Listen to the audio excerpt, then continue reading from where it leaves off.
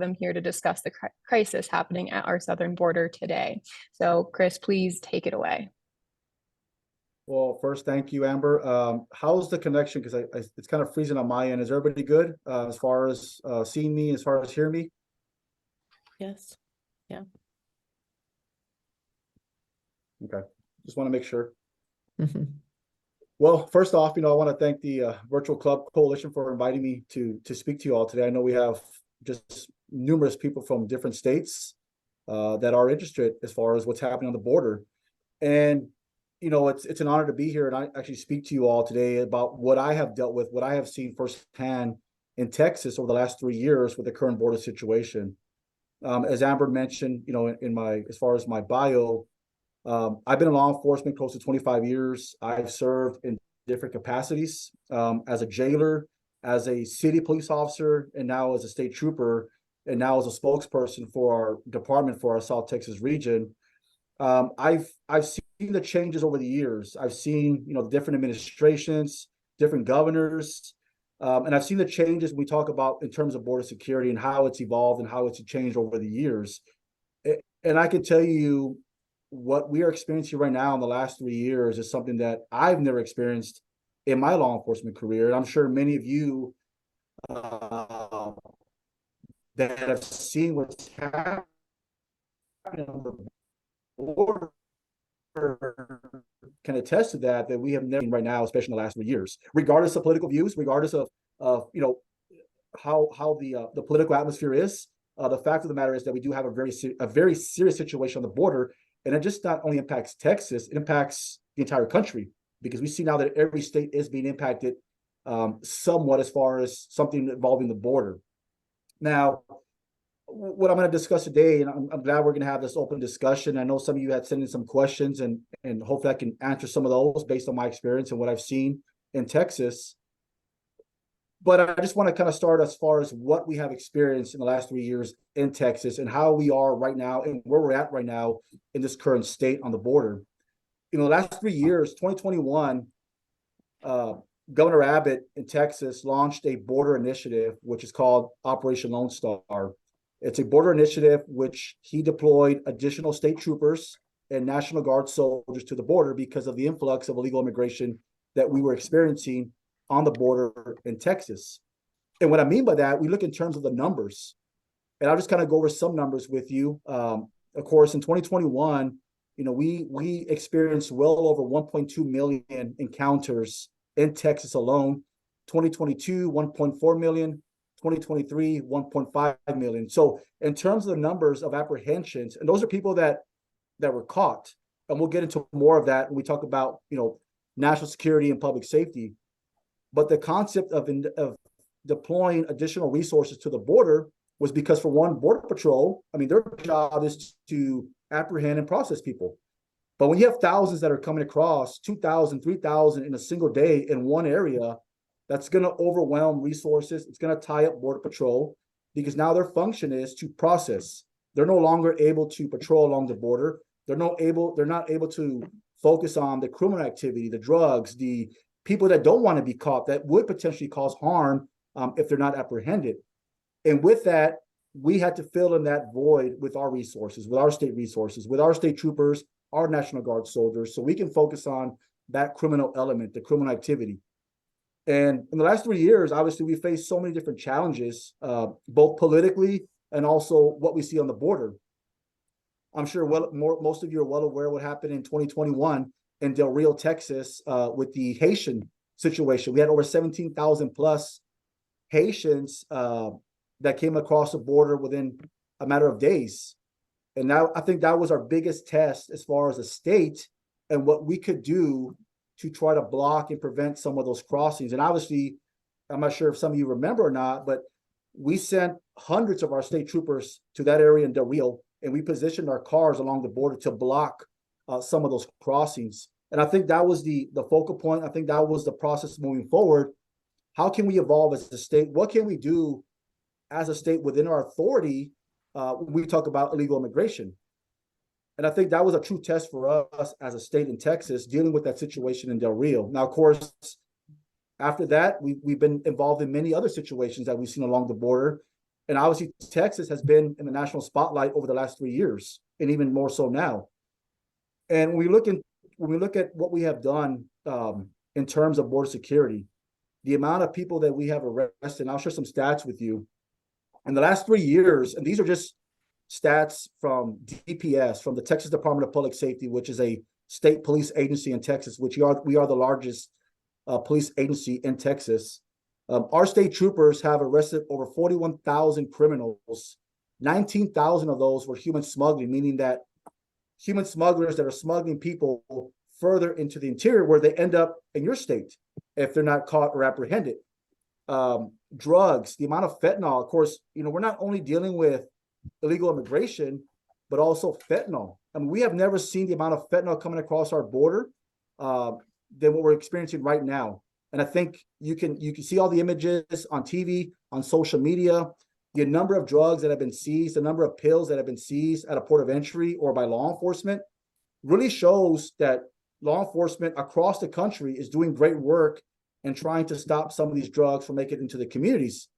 But that also says that when you see the amount of drugs, thousands of pills that are being seized, that only tells you one thing, that many more of these drugs are coming across our border and they're making their way into our communities across the country. And we know that with the amount of loss of lives that we have lost because of fentanyl poisoning, over 100,000 that have lost their lives in a single year last year because of fentanyl poisoning. And that's why, I always say that, this border situation is much more than just a humanitarian crisis. It is a public safety and national security crisis, because we're not only dealing with illegal immigration, we're dealing with criminals, we're dealing with suspected terrorists, we're dealing with the Mexican drug cartels, we're dealing with drugs that are coming across our border that are making their way into our communities. And when you see the amount of people that are coming across the border in the last 3 years alone, I mean, there have been well over 8 million people that have been apprehended at the border in the last 3 years. I mean, that's a pretty shocking number in terms of the amount of people that have come across, and over 2 million that were known gotaways. And I'll explain a little bit more what gotaways are as we go, as we discuss further. But over 10 million people in the last 3 years, that is unprecedented that we have ever dealt with in any administration, in any years, at least in my experience in law enforcement.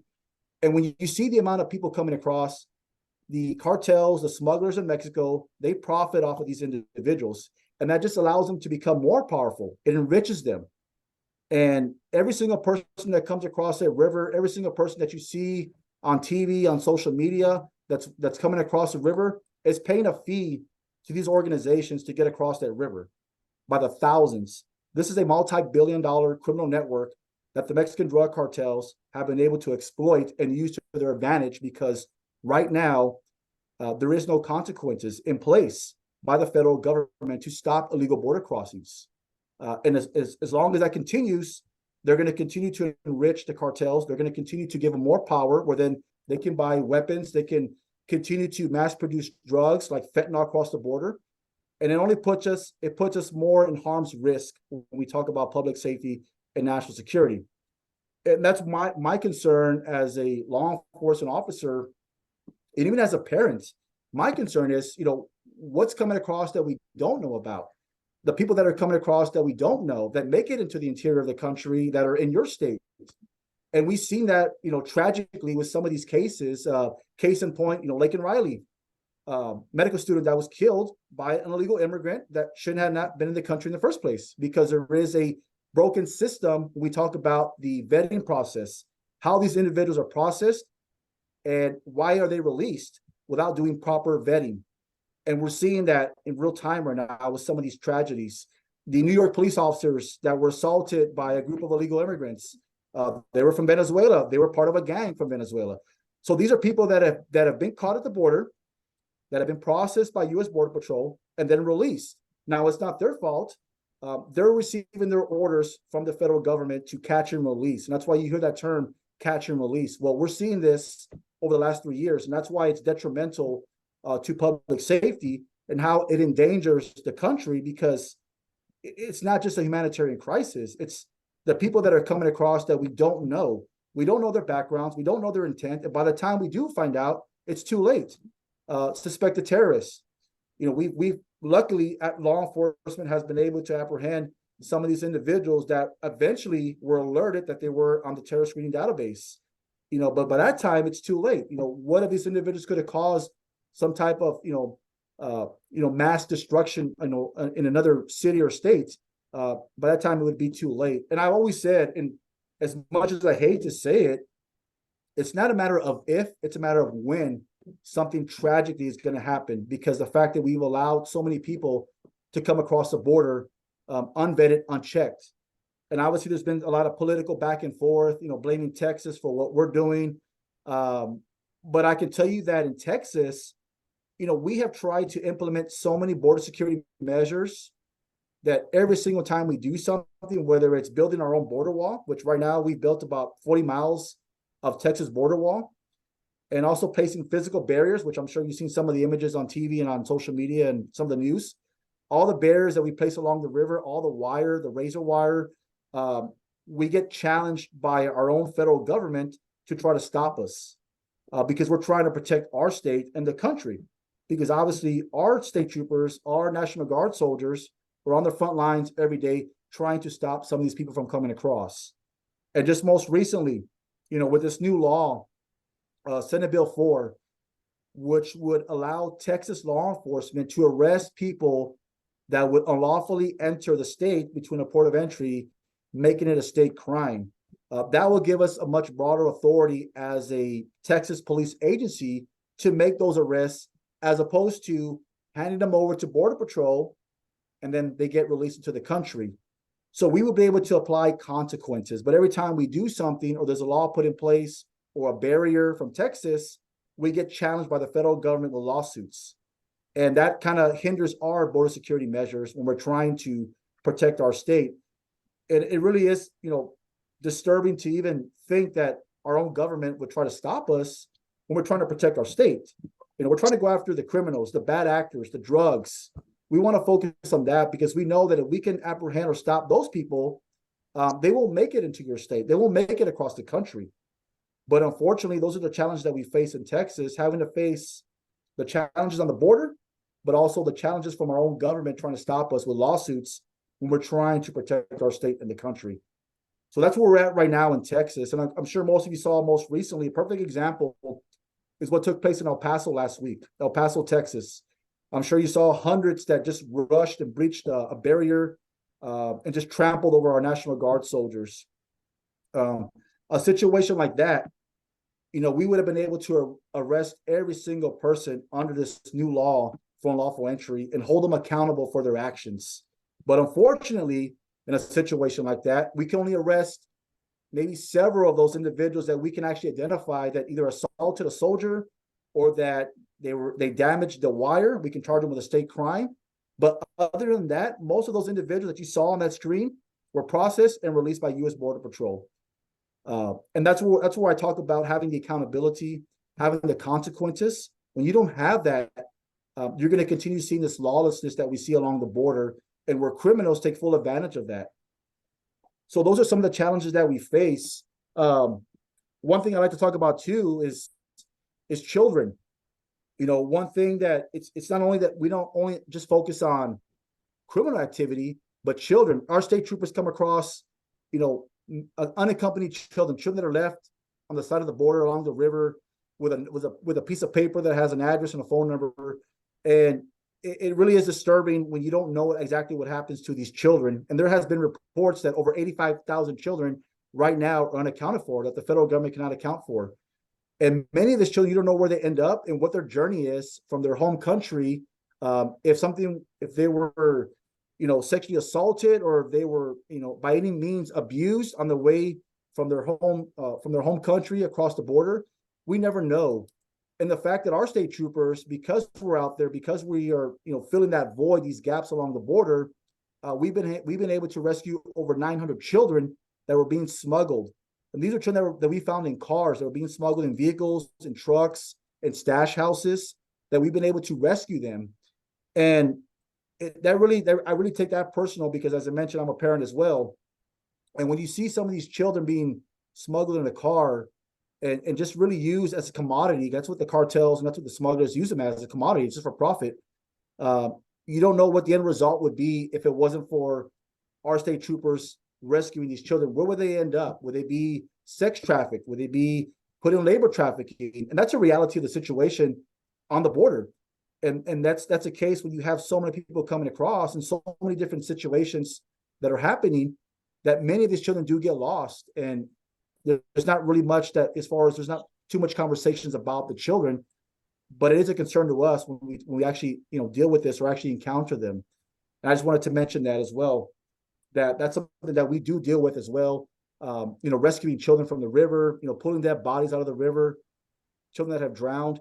And that's why I always say, and I'm not sure if most of you in your states were aware of course, this new border security bill that they were trying to pass, I think in the Senate or through Congress.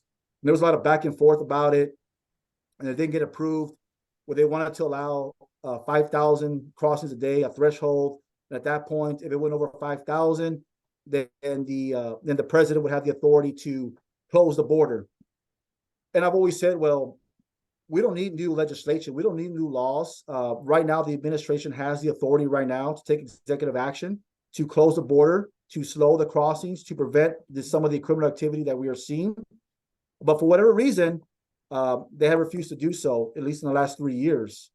And that's why I go back to prior to 2021, we've always had a situation on the border as far as people trying to get across or drugs, regardless of the administration, but we've never seen it this bad, or the magnitude that we're dealing with right now in the last 3 years. And that's why I say that there is something that the federal government can do.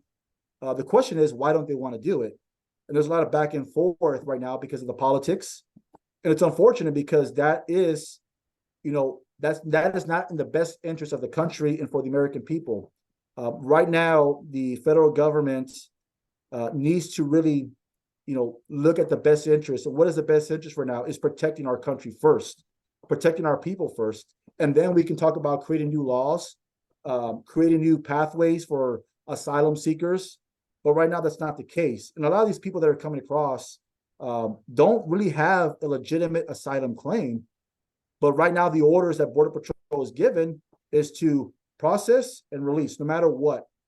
And a lot of the illegal immigrants that are coming across, they'll get a court date, which is a notice to appear, and they'll get a court date 5-8 years from now. When you have millions of people in the country right now, you think about that backlog. Those people will never be processed. They'll never be heard, and they'll just get lost in the system. There's millions right now that are in the country trying to do it the legal way. And right now they're at the back of the line because we have millions that are coming across every single year. So I think that really shows the magnitude of the situation. And when we hear there's a broken system, well, there's a broken system now because of the fact that they have allowed so many people to come across the border, and there is no way moving forward as far as trying to create or stem that flow or control the flow of people coming across the border. Our stance in Texas is, we put up these barriers. We have troopers along the river. We're making arrests for other state crimes, trying to deter some of these illegal crossings. But, it would make sense. And I always say that regardless of, political sides, I think we can all agree that people that do want to come into our country should go to a port of entry where it's safe. There's nothing safe about crossing the river. There's nothing safe about crossing the desert or paying a criminal to get across. If we really want to take care of these people and give them that opportunity by law, they should go to a port of entry, a land port of entry where it's safe, where it's humane, and where we can have a much more controlled situation on the border. But right now, that's not the case. And of course, we have to deal with what we have in Texas. And it's been very challenging. But, some of the numbers that I gave you, even the drugs, we have seized over 471 million lethal doses of fentanyl. That's just DPS. That's just one agency. That's enough to kill every person in the country. So when we look at the public safety and national security aspect of the border, the drugs, the suspected terrorists, the criminals that want to cause harm, the bad actors, I think that's where it should make sense to everyone that we need to do something about this border situation before it really gets worse. And it's kind of even hard to even say that. How much worse can it get? Because we've seen so many different events along the border, so many different tragedies. But the reality is it could get much worse, especially when we talk about suspected terrorists that have been apprehended on the border. And we see all these different wars that are taking place. And you have people that are coming from the Middle East that potentially could cause harm. if they're not, properly checked or properly vetted. But that is a reality when we talk about public safety and national security threats. Of course, the cartels. I mean, the cartels, as I mentioned early on, they have become so powerful and just so enriched that they operate with just the authority that they have operational control along the border, because they do. They dictate who's going to come across, when they're going to come across, how much drugs are going to come across. They control that. And that's why, our own government needs to put more pressure on Mexico, as well as other countries as well, Central America, South America, to prevent people from crossing. Everybody that's coming across into Texas, Arizona, New Mexico, California, they're coming through Mexico. Mexico has about 300 miles of border that they have on their side. In Texas, we have 1,254 miles of border. So we have a much larger border to deal with. And of course, in Mexico, as I mentioned, 300 miles, a little over 300 miles of border that they have to secure. But yet majority, actually all these people that are coming across, they are flowing through Mexico. And it's all because the cartels do dictate that. They do have operational control of as far as illegal immigration and the drugs that are coming across. And that's why it's so important to really put the pressure on the federal government to do something, to take action. They have the authority to do it. And I think that's why, as people in other states need to ask that question, why aren't you doing this? Why aren't you taking these extra measures to protect us? Instead of pointing fingers, use your authority right now to try to keep us safe. And I think that we can all agree that's what we need right now, especially in this current situation on the border and all the different events that we have seen, all the different tragedies that we have seen. And that's only what we know about. That's only what's been reported. And I just want to touch on the gotaways before I start taking questions. Gotaways. I'm sure you've heard that term, gotaways. What is a gotaway? Well, there's two different types of gotaways. I'm sure you've heard the term known gotaways. So a known gotaway is someone that has been seen on camera or a sensor. And right now, Border Patrol estimates that there have been well over 2 million known gotaways in the last 3 years. Now, these are people that get away. They see them on a camera, but they don't have the resources to respond to apprehend those individuals. So they may see 2-3 people on a camera, but of course, we know there's probably much more in these larger groups that do get away. And these people are in the country right now. We don't know where they're at, what their intent is. Why are they going to this extent to evade capture by wearing camouflage clothing, trespassing on a ranch, being smuggled in a car? We don't know the intent because the resources are not there to make those apprehensions. And then you hear unknown gotaways. Unknown gotaways are obviously someone that we don't see on camera. We don't see, or we don't get a sensor detection, but they make it into the country. And then we find out later on when they commit a crime that they crossed the border, last year or 2 years ago. So that's why it's a very serious issue when we talk about public safety and national security, when we talk about gotaways, because these are the individuals that we don't know where they end up and what their intent is, because we don't have the resources to apprehend them, because Border Patrol is dealing with the influx that's coming across the border, and we're having to try to apprehend or try to fill all these different gaps along the border. And that is a clear reality of the situation on the border. Of course, there's so much involved with it. We talk about just people that are looking to turn themselves in. We talk about gotaways, the drugs, the cartels, the smugglers. There's just so much involved with the border situation. And of course, I'm sure most of you only hear a filtered portion of it, either on social media or through the news. And that's why I'm really honored to be able to speak to you and talk to some of that and answer some of the questions that you may have, and hopefully clarify some of those questions with more of an explanation and really tell you what's really happening, because I spend a lot of time on the border. I'm always on the border. It's very rare, especially my position, that I'm in an office. I'm always out there because I want to know firsthand what we're dealing with. And I'm always working with our troopers. I'm working with Border Patrol to see what they're dealing with. And that way it helps me provide some context for people that may not have an understanding of what's happening, or maybe hear one side of the border. So that's why I spend a lot of time trying to gather that information to be able to share that information with people that are concerned about it, because it is concerning. Because when this first started, it was always about, well, this is Texas problem. Well, I think now in the last 3 years, we see that it's not just Texas. Every state right now is a border state, unfortunately. It's all because of what's happening right now. So with that, Amber, I know if you have some questions, I'm ready. Yes. Absolutely. Well, thank you, first of all, for being with us tonight. It's so great to hear what I like to say from South Dakota, directly from the horse's mouth, information, directly from you. You see this every day. So thank you, first of all, for all you do to keep our country safe and, praying for all of the men and women that work with you to keep our border safe right now.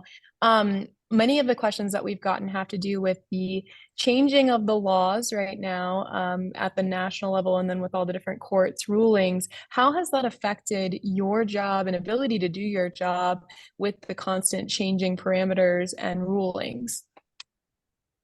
Well, that's one of the challenges. I think that's a big challenge that we face, right? Because as a state, there's only so much that we can enforce. Obviously, we can't enforce immigration. But one way that we can kind of get around that, and which we have been doing in the last 2 years, is actually making arrests for criminal trespass or criminal mischief, meaning that someone that damages a fence or the razor wire that we have along the border. So I'll give you an example. In the last 2 years, we created specialized teams of state troopers that patrol private ranches, because a lot of the ranchers, especially in Texas, it's all rural area, it's all rural land. Majority is all ranchers, and they were being impacted because they had people, illegal immigrants, that were trespassing on their property, cutting their fences. They were losing livestock. They were leaving trash all over the property, and of course, most importantly, they didn't feel safe. Many of them that I talked to, and I spent a lot of time with the ranchers as well, they would have to carry a gun to throw the trash out because just the fear that they had, not knowing who's on their property, especially at night. So we responded. We started creating a liaison to actually talk to every single rancher that we deal with, and to see what their concerns are and see what we can do to help them. So we started enforcing criminal trespass. So we were able to work on some of these ranches and actually arrest illegal immigrants that were trying to evade capture, talking about gotaways, and arrest them for criminal trespass. And we've been successful in that. We've made over 10,000 arrests in the last 2 years because of that. And again, these are people that we find during the night. They're wearing camouflage clothing. They wear carpet on their shoes because they're trying to avoid leaving tracks in the dirt. These are people that want to get away. They're actively avoiding capture. So the fact that we're able to, provide some support, some relief to these ranchers, and using state laws to our advantage has been beneficial. Now, overall, SB4, which is Senate Bill 4, this new law that was going to be implemented. In fact, last week, the Supreme Court ruled that we could actually start enforcing it. And then, of course, it would stop the following day. Would give us a much broader scope to arrest people that we could see crossing between a port of entry. So what you saw in El Paso last week, perfect example. All those people that rushed through that gate or through that barrier, we could arrest every single person under this new law for unlawful entry. So it gives us a much broader authority to make arrest for a state crime, which would be unlawful entry, as opposed to criminal trespass, where we are restricted in certain areas because we have to get agreements from landowners for one to be on the property, and also we have to take that enforcement action to make those arrests. So having that much broader scope, which obviously this new law would be beneficial to us, where we can make more arrests. And that was send a clear message, at least in Texas, that if you come across unlawfully between a port of entry and we can see you, you will be arrested and held accountable. And in some cases, obviously, the judge, the magistrate, can actually order that person back to Mexico, deport him back. So this is a law that would be effective. But of course, right now, as I mentioned, we're challenged again, by the federal government to stop us. So we're waiting to see if we're going to be able to enforce this new law. But again, in the meantime, we are still looking for ways to make arrests, whether it be criminal trespass or criminal mischief or damaging the razor wire that we have along the border. Right now in El Paso, I'll give you an example. We are making several arrests because some of those illegal immigrants did assault some of our soldiers.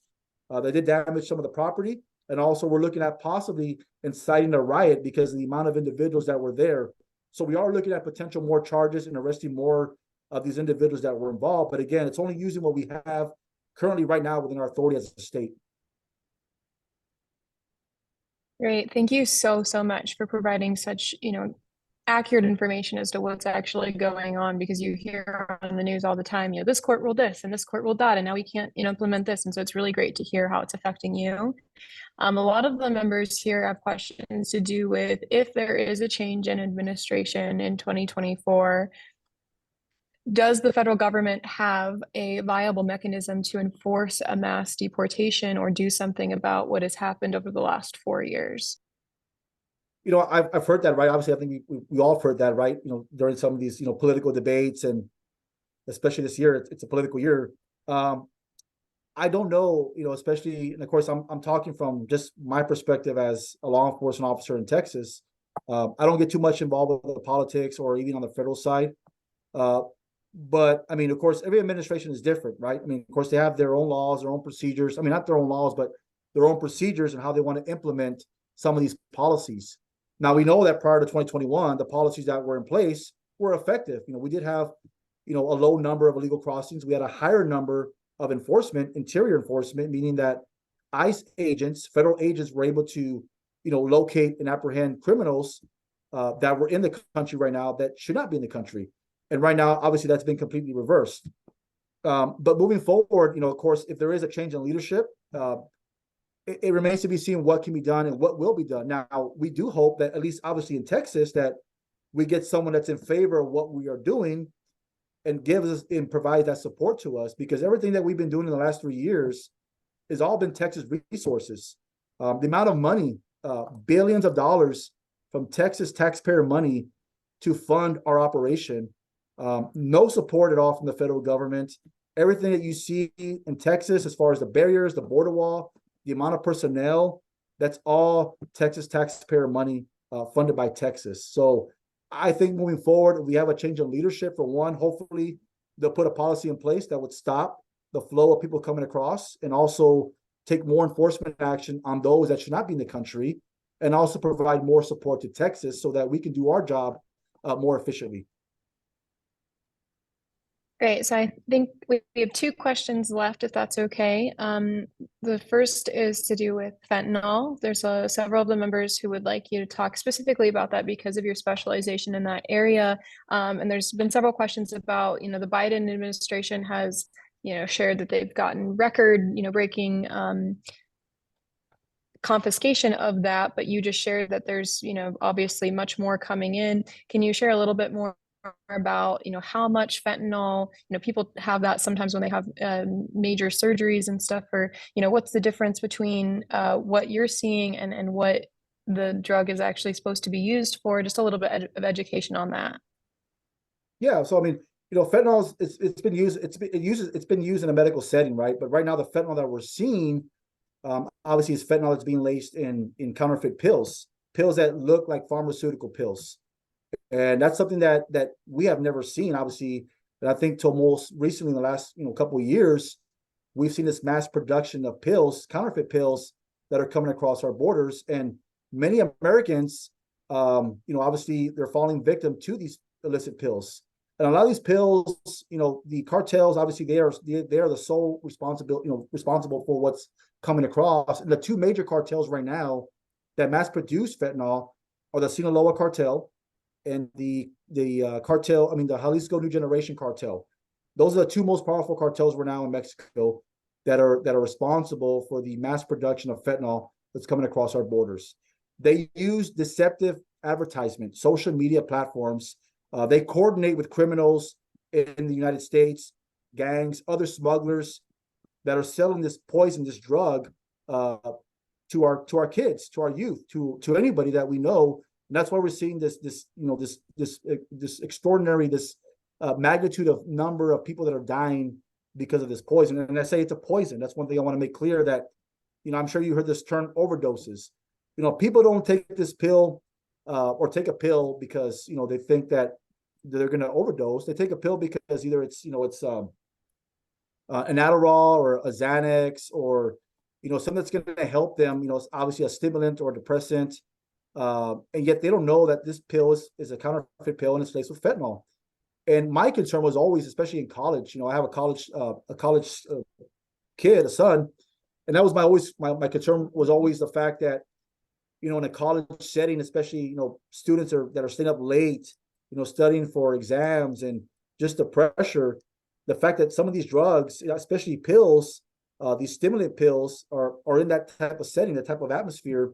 But again, it all goes back to this illicit type of pill that's being laced with fentanyl that the cartels do use. And that's why I always say, and I always urge parents, friends, anyone out there to educate your kids, to educate your friends about this drug, to not take anything that's not prescribed by a pharmacist, regardless of the fact.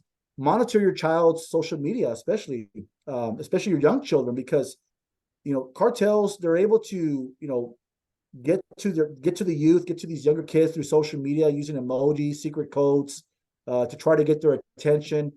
And by that time it's too late. And I got to meet a parent. I met many parents as well, in these last 3 years. And that's one thing I can say, that being in this position, I got to meet a lot of great people, especially victims, families that lost loved ones because of fentanyl. And one mother that I met, especially where I live, her son, 18-year-old son, was in high school. He went to Mexico to buy some pills. Thought he was, taking something as a, like a, I think it was an Adderall. And turns out that he took one pill that was laced with fentanyl, and then wake up the following day and he lost his life. And these are the tragedies that we're seeing across the country, is that many of these people that are taking these pills, they don't know what they're ingesting. And this is not an addiction problem. And one thing that really upset me was when Mexico, the administration in Mexico was saying that this is a U.S. problem because the U.S. has a drug addiction problem. Well, Mexico obviously is the sole supplier of drugs that are coming across our border. And people that are taking these drugs and are dying from these drugs are not taking them because they're addicts. They're not knowing what they're ingesting. They're being deceived by drug dealers, by cartels. And that's why I try to stay real focused on this and really talk about the dangers of fentanyl, the amount that's coming across. So when you see all these images of drugs that are being seized, pills at the ports of entry by law enforcement, that's great work. Every pill is a life saved. But when you see that the amount of drugs that are coming across, the tens of thousands of pills that are being seized, that tells you one thing, that more of this drug is getting through. And you can talk to any other law enforcement officer, any border expert, and they'll tell you that they're probably catching maybe 10% of what's coming across the border. There really is no metrics to put in place to determine how much of this drug, fentanyl, is being produced in Mexico, because the cartels can make pills. They can make tens of thousands of pills, millions of pills. And there's really no way to determine how much of this drug is actually getting across. So when we see the amount of drugs that are being seized, that should raise the alarm that more of this drug is getting through, and it is costing the lives of many Americans that are falling victim to this. And the fact that I just shared a number with you, we have seized over 471 million lethal doses of fentanyl. That should be shocking in itself. That's only just what we have seized, not taking into account what local and county and other federal authorities have seized. So it's a very serious issue, and I urge everyone to continue to educate your children, your friends, anyone that you know, about the dangers of this drug. And that's why it's very important that we continue to put pressure on the federal government to actually take action to put pressure on Mexico to stop the supply of drugs that are coming across the border, including fentanyl. Well, thank you so much for sharing all of that information. And I mean, obviously, this is a very somber call. There's so many issues that have to deal with what's going on at our border, whether it be for our children, for the drug epidemic. I mean, it is a myriad of problems. And so sometimes, especially as we can feel like we can't really do anything to help. And so do you have any recommendations for the women as a part of the National Federation, or just some of the people on this call, as what we can do to make a difference or try to help, solve this problem in the future for our country? I think the biggest difference really is just, getting out there, making your voice heard, wherever you can spread the awareness to, and really put pressure, on your elected officials as well, to really address the problem, because, we cannot continue, moving forward as far as what we're doing and continue losing so many lives every single year because of this poison. Something really needs to be done. And that's one thing that we did in Texas. Obviously, we're only restricted to what we can do. But Governor Abbott in Texas actually declared the cartels as foreign terrorist organizations back in 22. He actually handed a letter to the president addressing that issue. Now we can seize all the drugs. I gave you the number. It's a very large number. But in the end, more of these drugs are still coming across our borders that we don't know about, and they are making their way into our communities. So I just urge every single person to continue to put pressure, spread the awareness. So hopefully there'll be someone to listen, and there will be some change eventually, so we don't continue losing lives, because it really is, when you talk to some of these families, it just, hearing the stories, I can't even put into words, what they're dealing with, and the fact that they feel that they're being abandoned because no one's really looking out for them, as far as actually doing something about this fentanyl problem that we have. So again, just, make your voice heard, get out there, spread the awareness and really put pressure on the federal government to actually do something and take action. Great. Well, thank you so much for being so generous with your time. I know you're a very busy man and you have a very, very important job. So we really appreciate how much time you've spent with us tonight answering our questions. And thank you so much again for all you do for our country. It was great to have you. It was great to hear directly from someone who's there on site, seeing what's happening, exactly what's going on. And I think that all of us now have a call to action of things that maybe we can do in our communities, whether we're technically a border state or not, because every state is becoming a border state now, on ways that we can somehow make a difference. So thank you so much. Let's give them a round of applause, everyone.